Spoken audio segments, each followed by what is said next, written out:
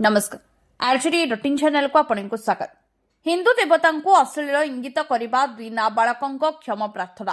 रायगढ़ सहर गायत्री नगर स्थित महाकालेश्वर महादेव को अश्लील इंगित कर सोशल मीडिया रे वायरल कर दुई नाबालक विरुद्ध चलित मास 1 तारिख रायगढ़ थाना बर्षंकर पक्षर अभियोग होई कोर्ट चाणा होता।